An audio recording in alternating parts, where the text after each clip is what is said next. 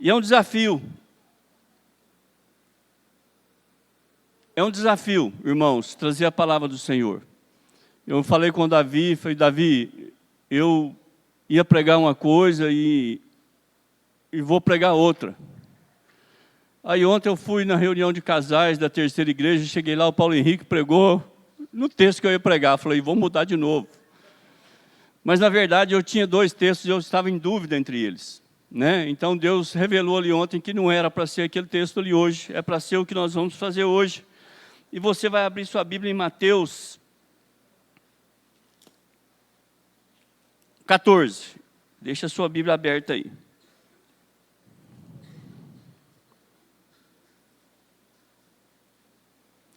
Mateus 14. E nós vamos andar nas Escrituras. Então, se você quiser manter sua Bíblia aberta, e o pessoal lá em cima fica atento que eu vou falando os textos aqui.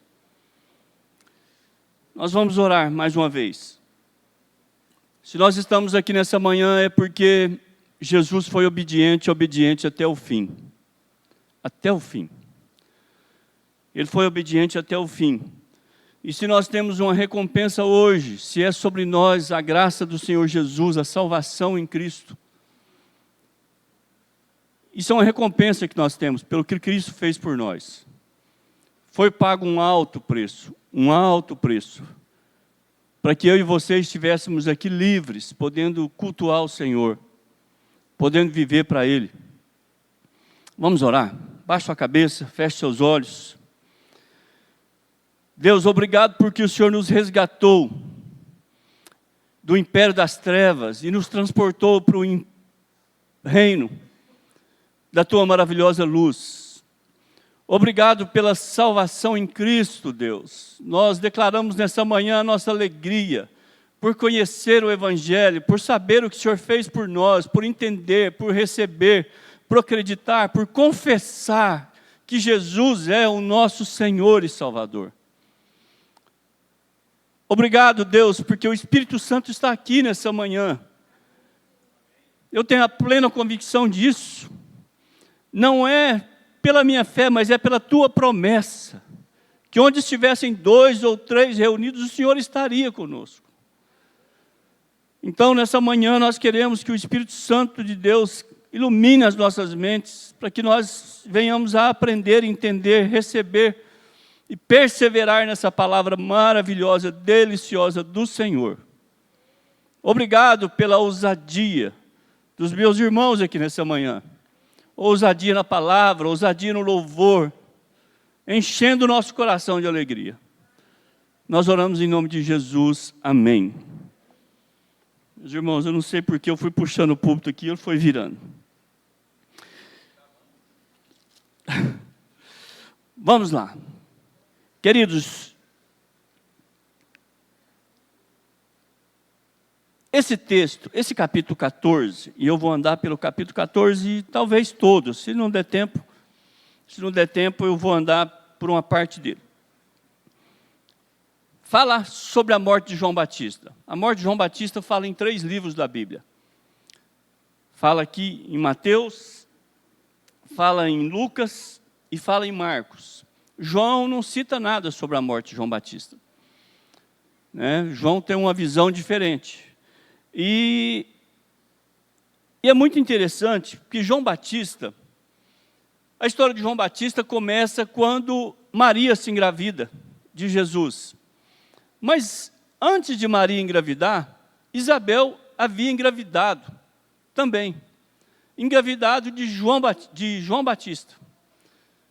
E foi cerca de 6 meses antes, mais ou menos. Mas a Bíblia fala que um dia Maria se encontrou com Isabel, e a Bíblia diz que a presença do Espírito Santo encheu Isabel. Pela presença de Jesus, a Bíblia diz que João Batista pulava, tremia, sentia a presença de Jesus. Esse encontro foi um encontro uterino, de úteros apenas. Não havia ainda crianças nascidas, mas já havia a presença do Espírito Santo. E a hora que há esse encontro, Marta Isabel, né, através do Espírito Santo, fala sobre Maria, abençoada, é a mãe do nosso Salvador. Ela teve a revelação de que Maria estava grávida do Salvador. Alguém colocou uma coisa ali? Não. Né? Eu esqueci de anotar o lugar aqui, eu estou contando a história. Mas é lá no comecinho. Então ali começa a história desse homem. Esse homem foi preparado para falar de Jesus, para apresentar Jesus. Só que essa preparação se deu... Jesus começou o seu ministério aos 30 anos. Então, João Batista ficou durante 30 anos, praticamente, apresentando Jesus. Uma voz que clamava no deserto. Eu não sei como que era, mas João Batista falava que viria o Salvador, que viria o Salvador. Anunciava, falava para as pessoas se arrependerem dos seus pecados. E aí, o dia que João Batista vê Jesus, ele fala assim, olha, eu não sou digno de desatar as sandálias dos pés dele. Os olhos deles, assim como aquela criança, reconheceu Jesus. E ele confessa Jesus. É uma história simples, porque a gente não sabe o trajeto de João Batista nesse tempo todo, mas a gente sabe o trajeto de Jesus. Jesus foi contado depois disso. Durante 3 anos, nós temos todos os evangelhos falando de Jesus. Mas de João Batista nós não temos quase nada. Mas a Bíblia relata como que João Batista morreu. E nós vamos ver sobre isso. Vamos lá? Diz assim, por aquele tempo, ouviu o tetrarca Herodes a fama de Jesus. E disse aos que serviam, este é João Batista, e ele ressuscitou dos mortos. E por isso nele operam forças miraculosas. Porque Herodes, havendo prendido e atado João, o meteram no cárcere, por causa de Herodias, mulher de Filipe, seu irmão. Pois João lhe dizia, não te é lícito possuí-las. Deixa eu contar o que aconteceu. Herodes deve ter prendido, matado o seu irmão e pegou a mulher dele. E João Batista apontou o dedão no nariz dele e falou, olha, isso não é lícito, você está fazendo coisa errada, seu pecador. E ele era o rei.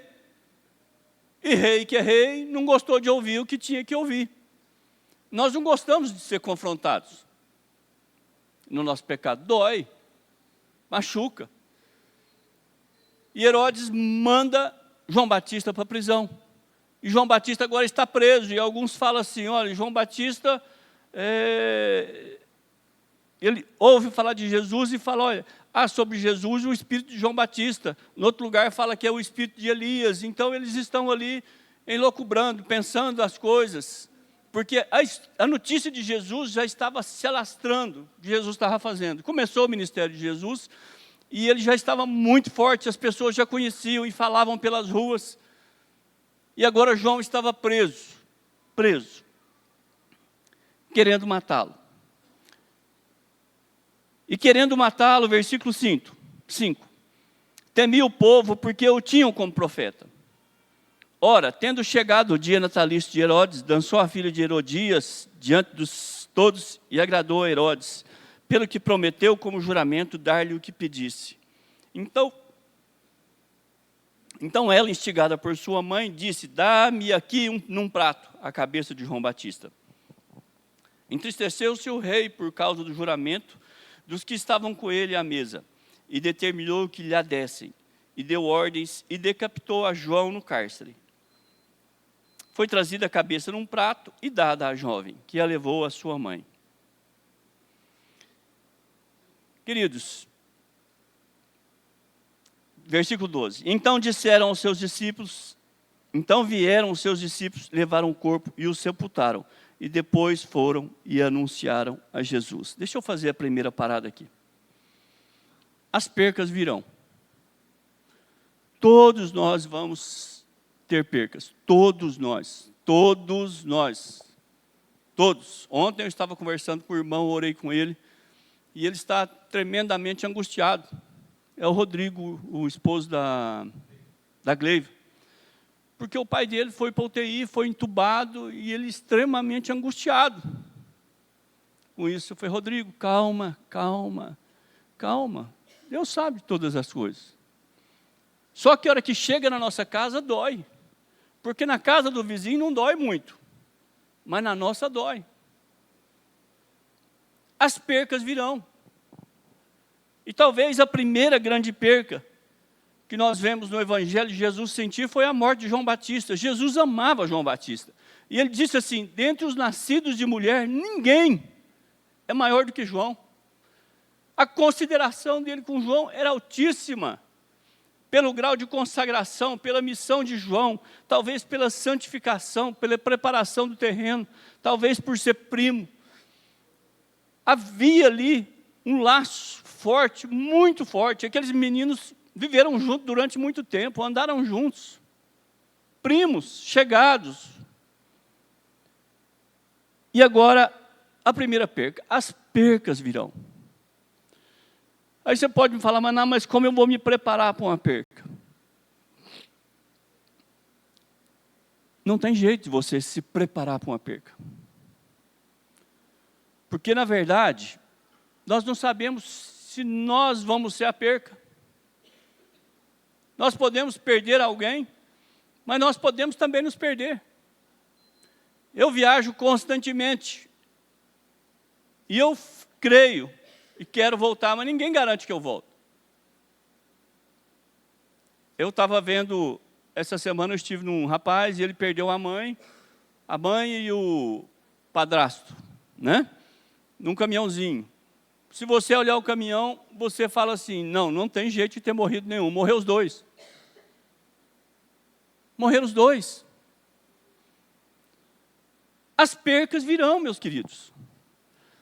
Mas você pode preparar o seu coração no Senhor, descansando de que Ele sabe de todas as coisas, de que Ele vai te sustentar, de que as coisas vão continuar. Com dor ou sem dor, com mais ou com menos, elas vão continuar.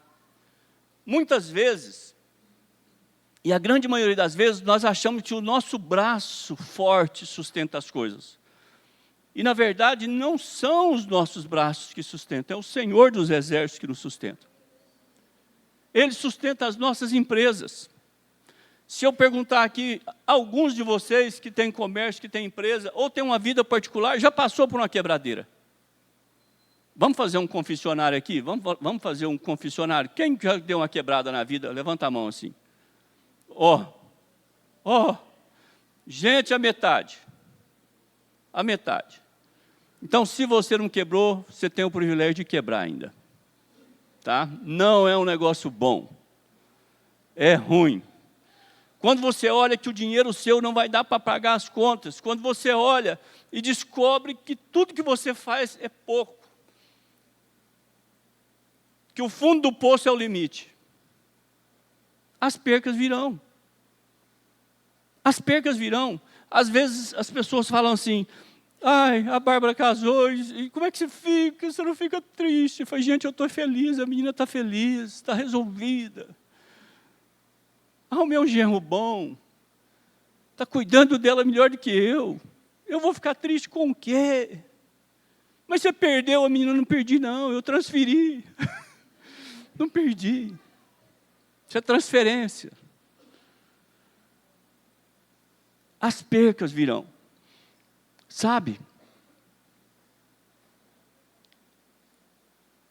Eu sempre tive o desejo de cuidar dos meus pais.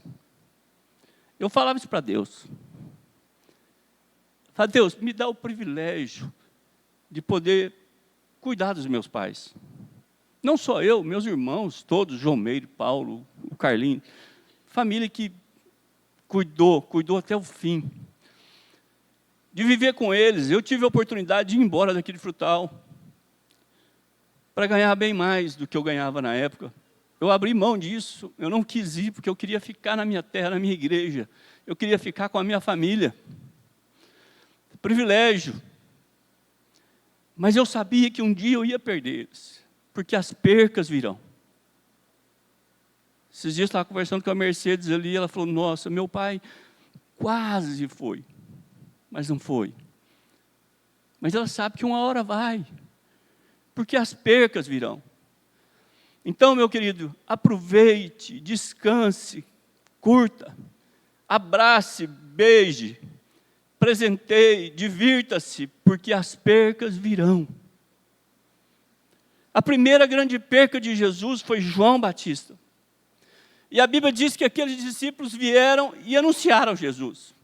Senhor, João Batista foi morto, teu primo. Meus queridos, a Bíblia fala que Jesus era homem como eu, como você. Ele sentia as mesmas dores, ele tinha os mesmos sentimentos. Ele era Deus, mas ele era homem. E o coração dele ficou amargurado. Olha só, vamos ler um pouquinho mais para frente aqui. Versículo 13. Jesus, ouvindo isso, retirou-se dali num barco para um lugar deserto, à parte. Olha só, a cabeça de Jesus ficou ruim. Não ruim de ruim, mas ruim de amargura, de triste, de angústia. Você já ficou com a cabeça ruim?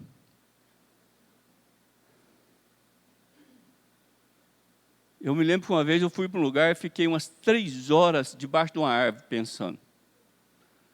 De repente eu olhei e falei, gente, será que eu olhei a hora errada? Não faz 3 horas que eu estou aqui.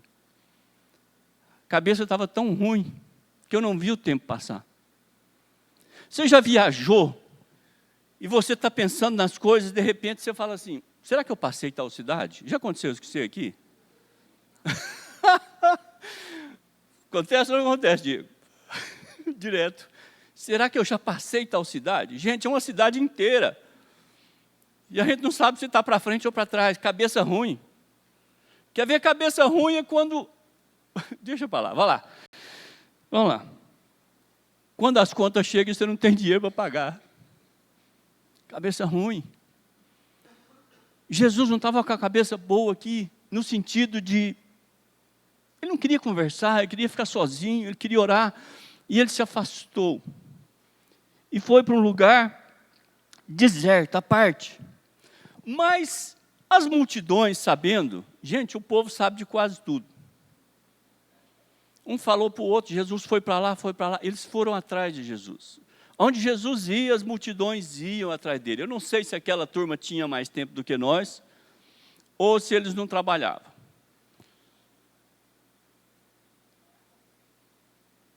Mas eles foram atrás de Jesus. Amava mais. Sabendo as multidões, vieram da cidade, seguindo-o por terra. Ele entrou no barco e foi para um lugar à parte. E eles rodearam por terra e foram atrás de Jesus. Desembarcando, viu Jesus uma grande multidão. A hora que Jesus desceu lá, Rodrigo, a multidão já estava esperando ele. Aquela multidão enorme esperando Jesus. Compadeceu dela e curou os seus enfermos. Meu querido, quero entrar num assunto bom aqui. Como que você reage sob pressão? Eu falei isso aqui um dia com os adolescentes. Como que você reage sob pressão? Quais as suas atitudes sob pressão? Jesus podia chegar ali e falar assim, vira o barco para trás, atravessa para o outro lado de novo, vamos dar uma canseira nessa turma. Jesus podia dizer o seguinte, foi o povo chato. Podia dizer o seguinte, não quero ver ninguém. Podia ficar no barco.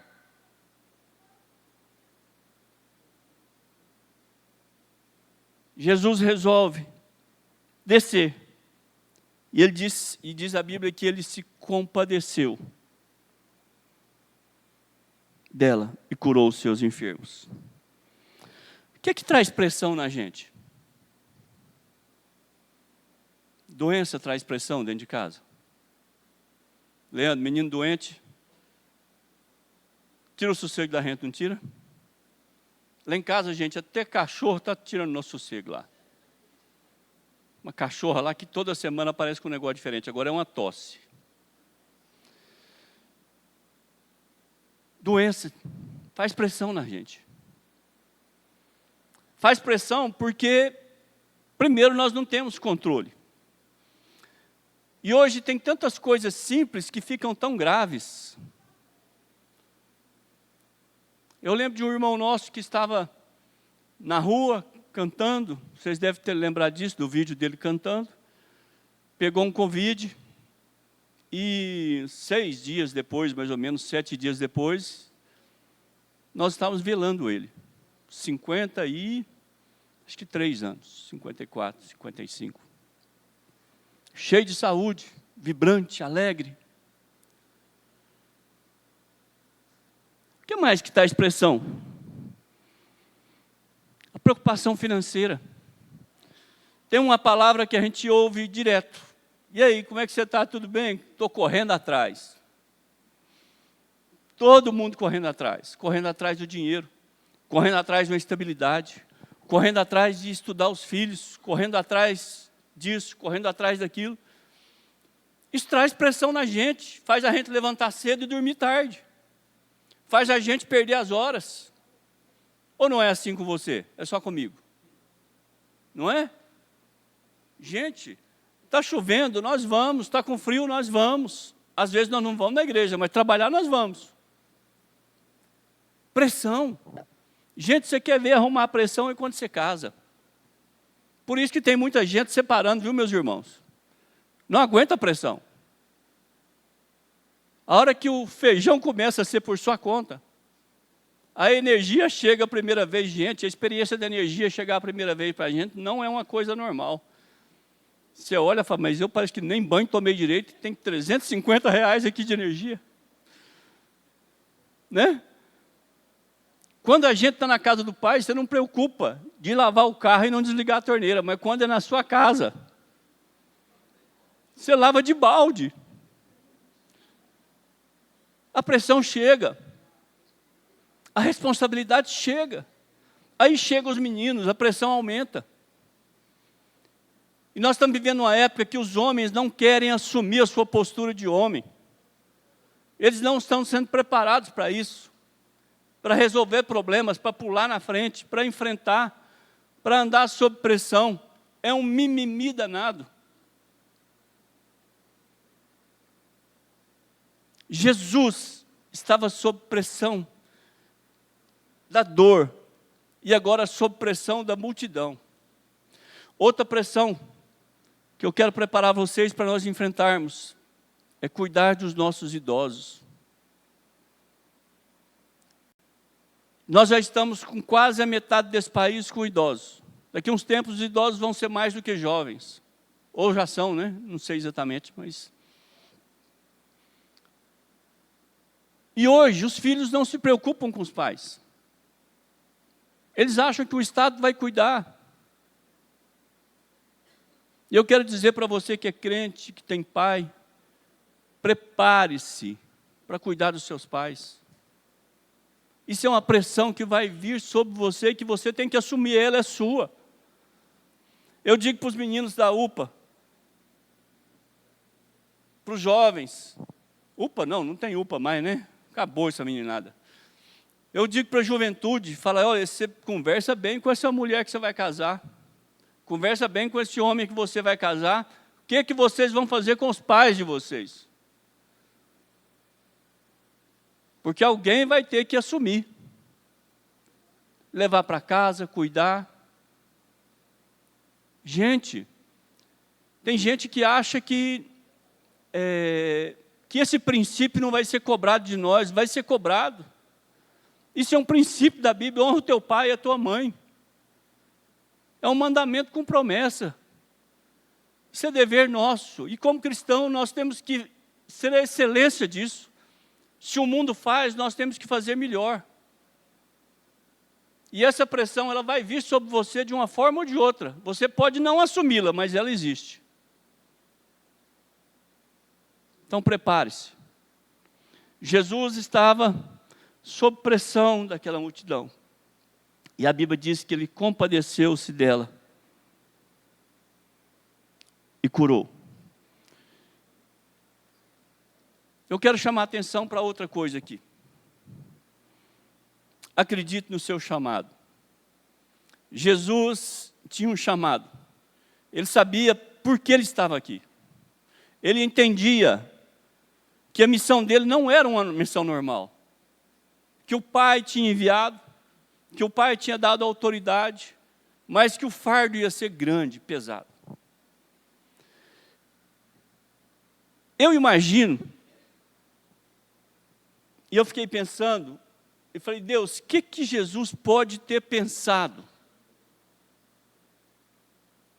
diante dessa situação? Começou. O primeiro que morreu foi João Batista. Quem serão os próximos? Porque eu imagino que Deus não tinha revelado isso a ele.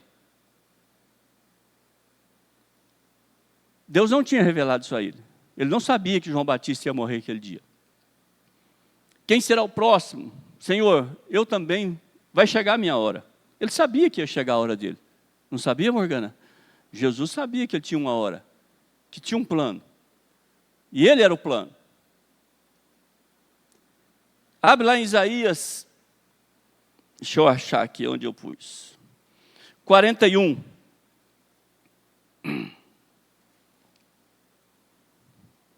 Vamos lá no versículo 10.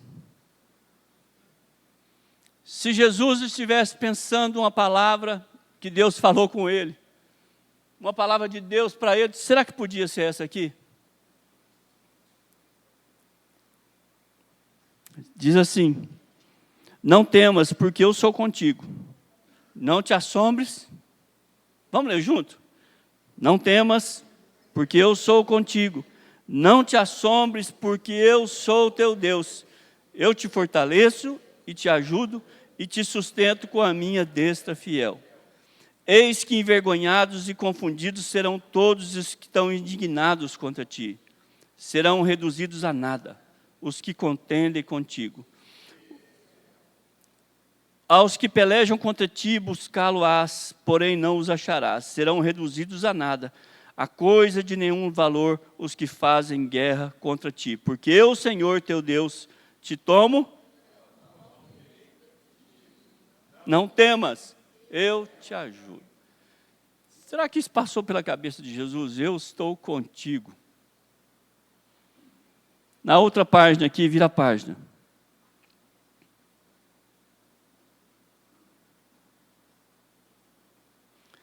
(42), versículo 6.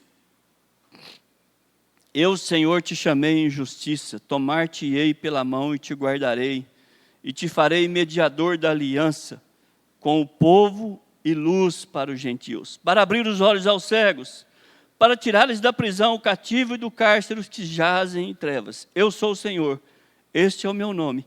A minha glória, pois, não darei a outrem, nem a minha honra às imagens de escultura. Jesus sabia da sua missão. E ele acreditava no chamado dele. Ele sabia por que ele estava aqui. E se você pegar 5 dos maiores milagres que Jesus fez, dos mais lembrados, dos mais conhecidos, 2 estão aqui logo após a morte de João Batista.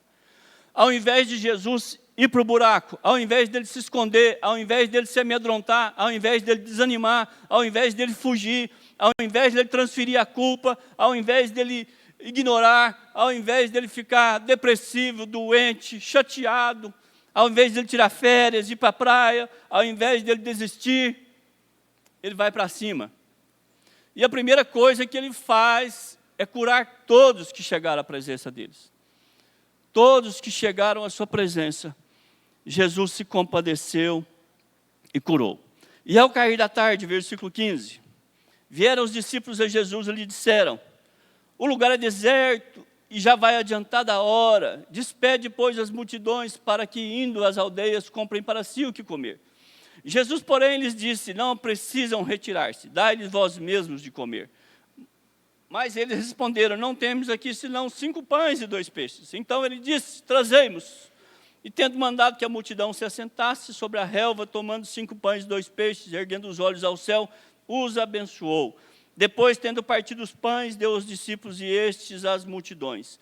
E todos comeram e se fartaram dos pedaços que sobejaram, recolheram ainda 12 cestos cheios. E os que comeram foram cerca de 5.000 homens, além de mulheres e crianças. 2 coisas aqui. Jesus não despede as multidões, ele fala assim: alimenta. essa multidão.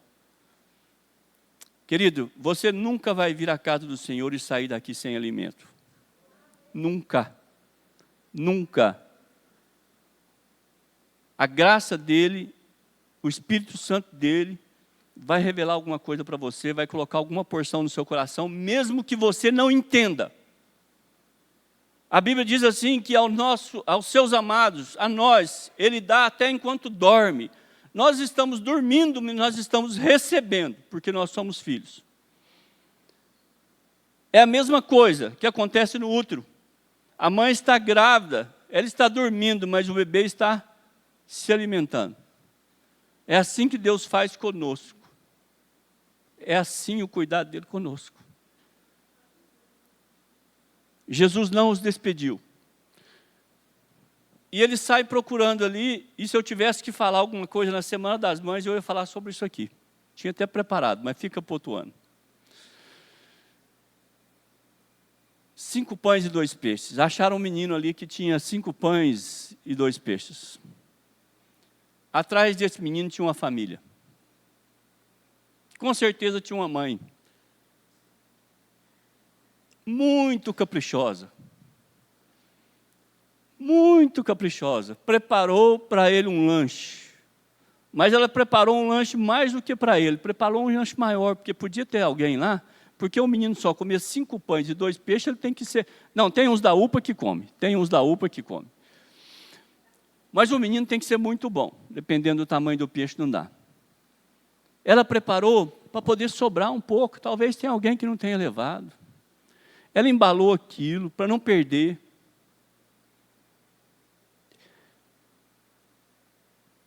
Quando você vê um homem formado, ou uma mulher, pode saber que atrás dele andou alguém com muito cuidado. Alguém zeloso, alguém que ensinou, alguém que treinou princípios na vida dele. Alguém que gerou nele desejo de crescer. Sabe, eu acho tão bonito quando eu chego no lugar e tem menino pequeno e eles vêm cumprimentar a gente e pegam na mão. Ainda tem isso, gente. Porque hoje é assim, e aí?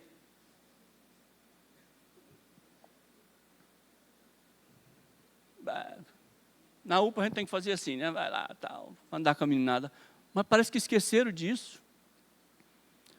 Os meninos, muitos não querem andar com os pais, não gostam de estar juntos. Só fica no celular. Aqui tinha um menino que, além de ter uma família por trás, e com certeza era uma família muito generosa, porque o menino também era generoso. Esse pão não foi tomado dele à força, nem esses peixes. Ou vocês acham que Jesus mandou tomar no tapa? Não. Isso aqui foi com muito cuidado. Ele falou, está aqui. Isso aqui ajuda em alguma coisa? Eu quero contribuir com a minha parte. É pouco. Mas se a gente pegar uma escama para cada um do peixe, é pouco na nossa mão. Na mão de Jesus não é. Eu fico tentando imaginar como que isso aconteceu. Já imaginei um monte de coisas, mas a única coisa que eu entendo aqui é que eles cortavam o pão crescia, cortava, crescia. Cortava, crescia, cortava, e o pão olhava e falava, gente, mas o pão não acaba. E o pão não acaba, e não acaba. E eles começaram a picar aquele peixe, e o peixe não acabava, e não acabava, pega aqui. E foi indo, alguém falou, para, que já tem 12 cestos sobrando aqui. Já está sobrando. Para. Aí o cara falou, gente, mas acabou na hora, acabou o pão agora. Todo mundo comeu, ainda sobraram 12 cestos. Eu imagino ainda mais, que eles entregaram um cesto daquele para o menino e falou, leva para trás. Fala que o pão multiplicou, leva para sua mãe. Para ela também desfrutar do que nós estamos desfrutando aqui. Mas isso é da minha cabeça, gente, está na Bíblia não, tá? Sabe, Jesus faz a multiplicação dos pães logo após um dia de tremenda dor. Porque as pessoas não têm nada a ver com a nossa dor. Às vezes nós descarregamos as nossas mágoas, os nossos erros, as nossas percas, nós jogamos nas costas dos outros, entregamos para eles pesos que não são deles, são nossos. Muitas vezes nós erramos e queremos que as pessoas sejam culpadas pelos nossos erros. Queremos transferir a culpa, dividir, jogar na cara do outro. A culpa é sua. Um dia eu vi um casal, e o filho foi preso, estava preso, e um falava assim, porque você é que não cuidou desse menino, não tinha pai em casa. Falou, não tinha pai, mas também não tinha mãe. Aí virou aquela desgraça. O menino está preso. Sabe, nós temos desde Adão, nós temos a mania de transferir o problema para os outros.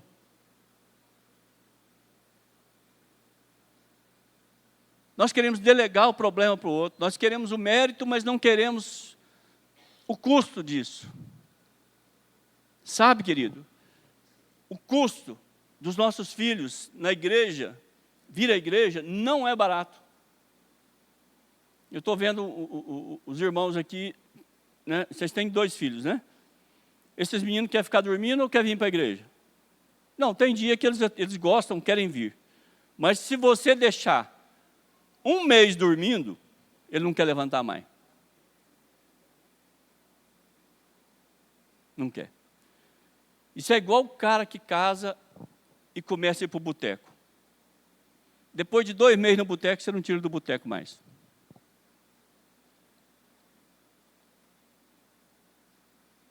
É igual o sujeito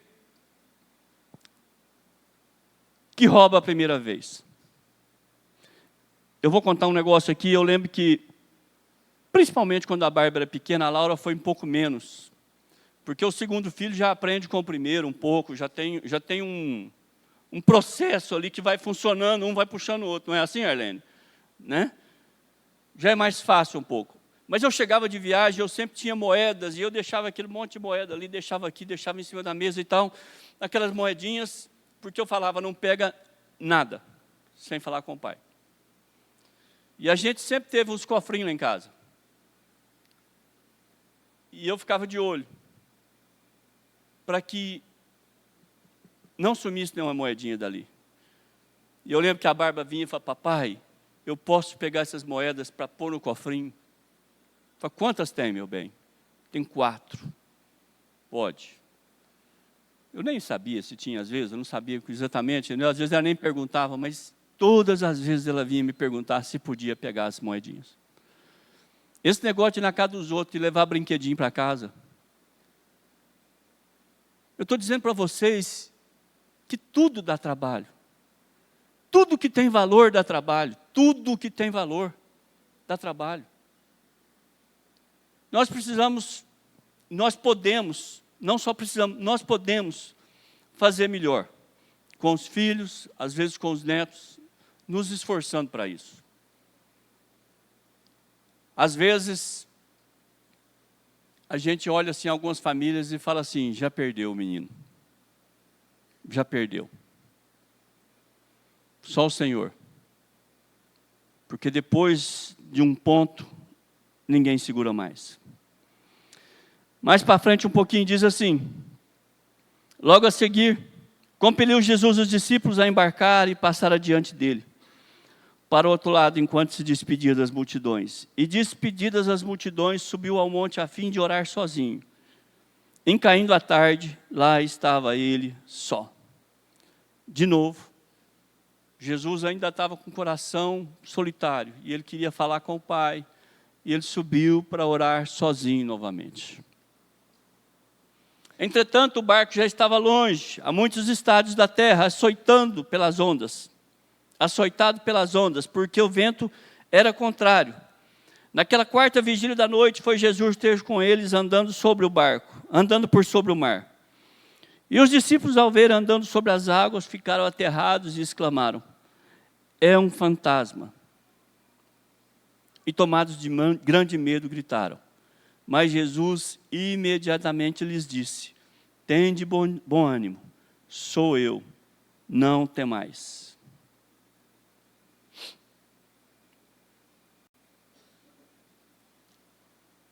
Jesus fica em terra orando, e a hora que ele ora, o barco está longe. E ele vem ao encontro deles, andando sobre as águas. Eu esqueci o nome do filme, A Cabana, né? A Cabana, que tem um lance que Jesus anda sobre as águas. É um filme meio estranho, mas é interessante, mas é emocionante, ele andar sobre as águas. Eu imagino que essa situação aqui, tão inusitada, naquela madrugada, foi marcante demais. Marcante demais. Quem estava escrevendo isso aqui, talvez nem acreditasse direito. Falei, gente, ontem o Senhor andou sobre as águas. E alguém pode falar, mas ninguém vai acreditar na gente. Falei, gente, nós temos que escrever, nós vimos. Nós vimos, nós temos que escrever aquilo que nós vimos e ouvimos. E ele deixa relatado para a gente. Mas mais do que Jesus andar sobre as águas, Pedro teve o privilégio de andar sobre as águas. O único homem que teve esse privilégio foi Pedro. A pressão produz pérolas na nossa vida. Quando se acha que não tem jeito, tem jeito. Quando se acha que não pode, pode. Quando se acha que nunca viu, aparece. Ninguém nunca tinha visto isso, ninguém nunca tinha ouvido falar disso, ninguém nunca imaginava isso. E aconteceu. Respondendo-lhe Pedro disse, se és tu, Senhor, manda-me ir ter contigo por sobre as águas. Que ousadia, né? O Senhor, se é o Senhor mesmo, fala para mim que eu vou. Porque o Senhor é poderoso. Gente, fala a verdade aqui, a gente ora, mas a gente não confia muito nas orações da gente não, né? Poucas orações nossas são de fé, algumas são de costume. Algumas são de costume. A gente ora porque está orando. Isso não quer dizer que Deus não vai ouvir. Estou dizendo para você que algumas orações a gente sente a terra tremer, a gente sente Deus presente. Uma vez eu tive uma reunião com as pessoas e naquela reunião eu falei assim, Deus me visitou nessa madrugada. Deus falou comigo nessa madrugada. Eu perdi o sono, Deus me visitou, acredita em mim.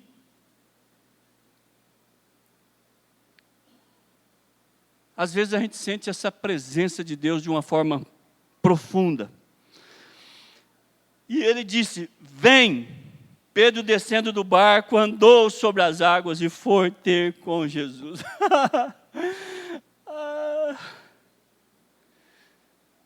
Pensa comigo. Jesus lá adiante, vindo, falou, vem. E Pedro pula na água.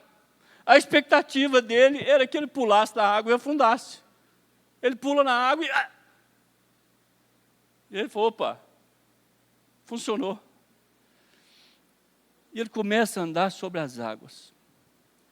Gente, isso é provar de Jesus. Pedro provou de Jesus. Muitas vezes a gente não prova os milagres de Jesus porque a gente não pula na água.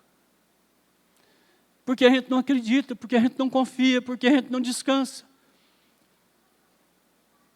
O primeiro salmo que o Pedro leu aqui, no comecinho, Salmo 27. A nossa força na batalha não é nossa, é porque o Senhor está conosco. Nos nossos negócios, nas nossas doenças, nas nossas lutas. Minhas filhas estão lá em Florianópolis esse fim de semana. E minha oração ontem foi, Senhor, coloca anjos lá do lado delas, porque só o Senhor. Muitas vezes nós não provamos de Deus porque nós não mergulhamos, nós não confiamos, nós não entregamos. Nós preferimos duvidar. Olha só, A gente está sempre falando de dízimo aqui. Teve gente que nunca teve uma experiência de ser um dizimista. Nunca teve. Nunca teve. Então você tem o privilégio de viver isso hoje. Saber que é Deus que sustenta a sua casa, que é Ele que te dá a prosperidade, que Ele abençoa os seus filhos. Pedro vai, reparando, porém, na força do vento, teve medo, e começando a submergir, gritou: salva-me, Senhor! Olha só o que o medo faz. O medo tira o brilho dos nossos olhos. O medo nos acovarda, nos coloca na trincheira, faz com que nós nos escondamos. O medo é terrível. Quando Moisés entrega para Josué, Deus fala para Josué: Josué, não temas, ser forte e corajoso, eu sou contigo. Josué, não tenha medo, não é você, sou eu. O medo, ele nos apavora, nos amedronta. Ele começou a olhar o vento, começou a olhar os outros. Eu, esses dias, mandei uma mensagem no grupo da empresa e mostrando que cerca de 50% das pessoas do nosso país estão endividadas. Estão endividadas. Muitas não estão conseguindo pagar, quase a maioria não está conseguindo pagar as contas em dia. Devendo do cartão, devendo isso, aquilo. E teve um que me ligou meio apavorado. Falou: eu estou com medo, essa mensagem que você mandou. Eu falei: meu irmão, eu estou te mandando essa mensagem por duas coisas. A primeira é que isso é verdade.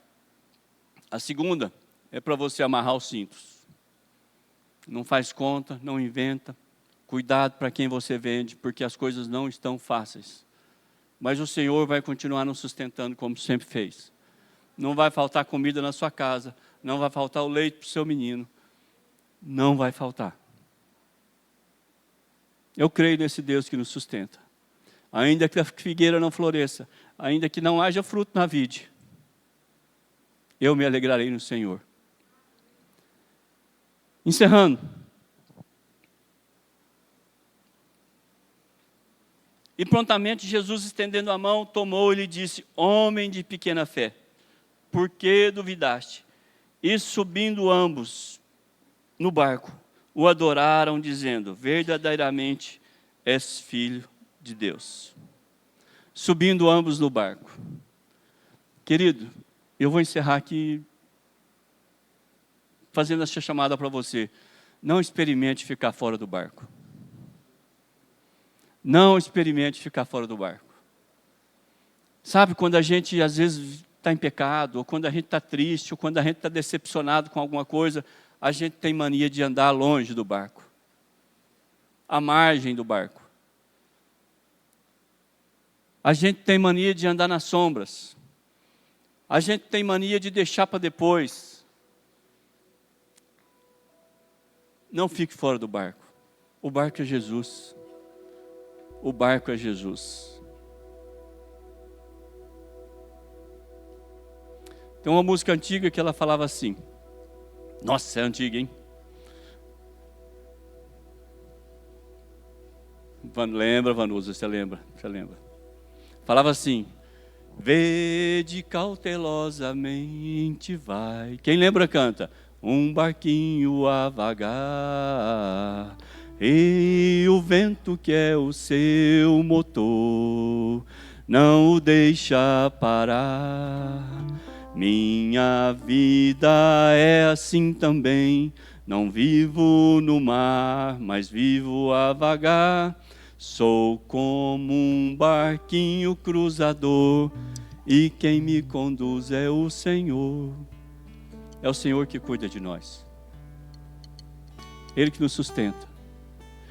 Mesmo com as percas, mesmo com os nossos medos, mesmo com as pressões da vida, o Senhor vai continuar conosco. Eu creio. Vamos orar? Senhor, nós temos uma gratidão imensa pelo que o Senhor fez por nós.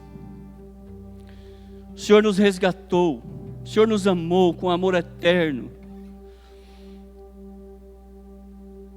O Senhor é o arrimo da nossa sorte. É aquele que nos sustenta a nossa família, os nossos filhos, os nossos netos, até aquelas gerações que nós ainda não vimos, o Senhor já está preparando lugar para elas. Obrigado porque essa manhã o Senhor nos visitou. Obrigado, Deus, porque o Senhor nos alimenta. E o alimento fortalece a nossa fé. Eu peço nessa manhã que o Senhor nos dê perseverança para irmos até o fim com o Senhor, para não baixarmos a cabeça. Nós podemos dobrar os joelhos, mas nós não vamos abaixar a cabeça, porque o Senhor está conosco. Segura na nossa mão, Pai.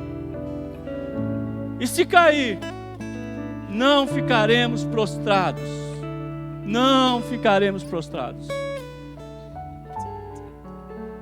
Assim como João Batista tinha uma missão aqui, nós também temos, Senhor. Nos ajude a cumprir a nossa missão, honrando o Senhor, honrando as pessoas, cuidando dos nossos pais, cuidando dos nossos filhos, desfrutando, ó Deus, dessa beleza, dessa natureza, de comidas boas, de amizades, de risadas, de bons cafés, desfrutando daquilo que o Senhor deu para nós, desfrutando do nosso trabalho. Que delícia é trabalhar. Ensina-nos, Senhor, a contar os nossos dias na Tua presença. Nós oramos, eu oro, em nome de Jesus. Amém. Vamos cantar essa música aqui, que eu acho linda.